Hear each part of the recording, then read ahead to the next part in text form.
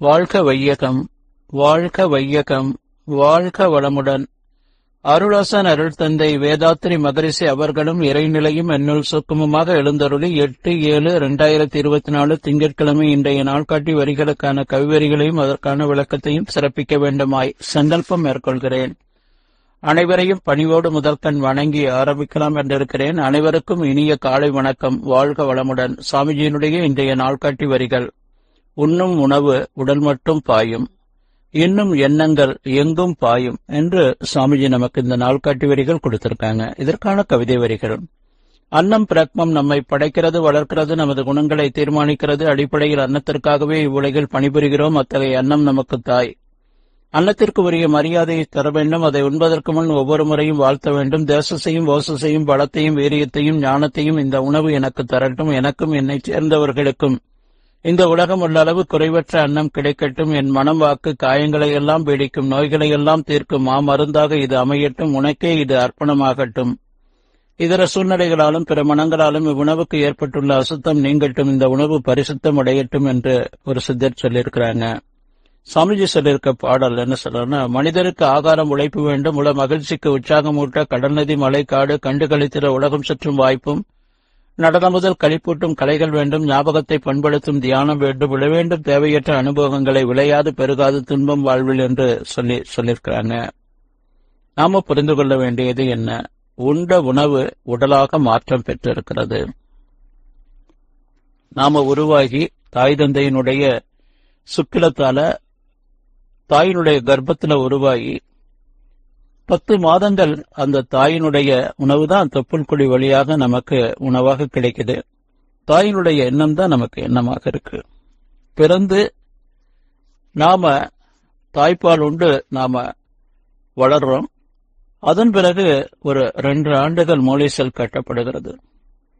நாம அந்த காலகட்டங்கள்லையும் சரி, அதன் பிறகு 14 வயது வரையிலும் பருவமடைகிற பெண்கள் வரையிலும் நாம என்ன உணவு உண்டோமோ அந்த உணவுக்கு தகுந்தாற் போல இந்த உடல் மாற்றம் பெற்றிருக்கிறது. உணவுல 3 விதமான உணவுகள் இருக்கு. சாத்வீக உணவு, தமச உணவு, ரஜ உணவு. அப்போ சாத்வீக உணவு நாம உண்டு வளர்ந்து அதன் மூலமாக இந்த உடல் கட்டப்பட்டிருக்கிறது என்று சொன்னா, உடல் வளர்ச்சி நாம பெற்றிருக்கிறோம் என்று சொன்னா, அதற்கு ஏற்ற ஒரு எண்ணம் அறிவாட்சித்தனம் நம்முள் நிறைந்திருக்கும். அதே போல தமச உணவு, ரஜ உணவு, தாவர உணவு அல்லாத உணவை நாம எடுத்துக்கொண்டு அந்த மாமிச உணவு மூலமாக நம் உடல் வளர்ச்சி பெற்றிருக்கிறது என்று சொன்னா, அதற்கு ஏற்ற ஒரு ரஜோகுணம் நம்மிடம் நிரம்பி இருக்கும். இது ஏன் இங்க சொல்ல வரேன் அப்படின்னு சொன்னா, உண்ணும் உணவு உடல் மட்டும் பாயும். நம்முடைய வளர்ச்சி போக்குவரத்து எல்லாமே இந்த உடல் அளவுக்கு அந்த முழு வளர்ச்சியில அந்த சாத்விக குணம், தமச குணம், ரஜகுணம் என்ற அந்த 3 விதமான குணங்களுக்கு உணவுக்கு ஏற்றாற் போல இந்த 3 விதமான குணங்கள் நமக்கு அமைகிறது. உண்ற உணவுல மட்டும் நமக்கு எனர்ஜி கிடைக்கல. அதை நாம புரிந்து கொள்ளணும். 5 வழிகள்ல கிடைக்குது. விண்ணிலிருந்தும், காற்றிலிருந்தும், நெருப்பிலிருந்தும், நீரிலிருந்தும், நாம உண்ட உணவிலிருந்தும் ஒரு 100% நமக்கு கிடைக்குது.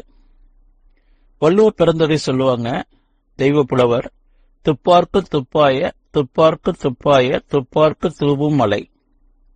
உணவு பயிர் உற்பத்திக்கு பயன்படுது, உணவு சமைக்க பயன்படுது நீர். பயிர் வளர்ச்சி பெறுவதற்காக நீர் பயன்படுகிறது.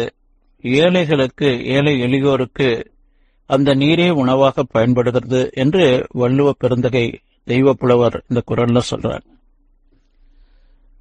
என்னும் எண்ணங்கள் எங்கும் பாயும். அப்போ நம்மிடம் உள்ள அந்த குணாசி திசையங்களுக்கு தகுந்தாற் போல சாத்விக குணம், ரஜகுணம், தமஸ் என்ற அந்த 3 விதமான குணநிலைகளுக்கு ஏற்றாற் போல நம்முடைய எண்ணங்கள் அமைகிறது.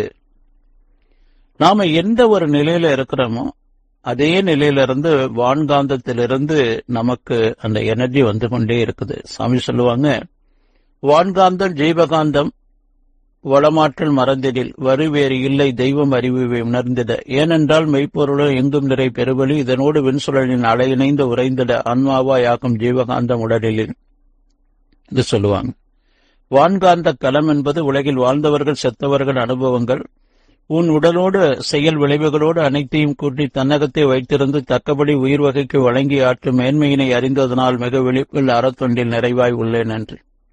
அப்ப நம்முடைய குணாதிசயங்களுக்கு தகுந்தாற்போல நாம என்ன நிலையில இருக்கிறோமோ அந்த நிலைக்கு ஏற்றாற்போல வான்காந்தத்திலிருந்து அந்த வான்காந்த களத்திலிருந்து சாத்வீக குணமான மகான்களுடைய அலைகளும் ரஜோகுணமான அருகுண வயப்பட்ட 5 பெரும் வழிச்செயல்களில் வாழ்ந்தவர்களுடைய அந்த அலைகளும் ரெண்டும் கலந்தவர்களுடைய அலைகளும் நமக்கு வான்காந்தத்தில் பதிந்திருக்கிறது. வான்காந்த களத்தில் சமுதாய பதிவாக அது நமக்கு வந்து சேரும் என்பதை உணர்ந்து உண்ணும் உணவு உடல் மட்டும் பாயும் என்னும் எண்ணங்கள் எங்கும் பாயும் என்று சாமிஜி சொல்றாங்க. இதை உணர்ந்து நாம வாழணுங்க. நன்றியோடு நிறைவு செய்து கொண்டேன் இன்றைய சிந்தனையை. வாழ்க வளமுடன், வாழ்க வளமுடன், வாழ்க வளமுடன்.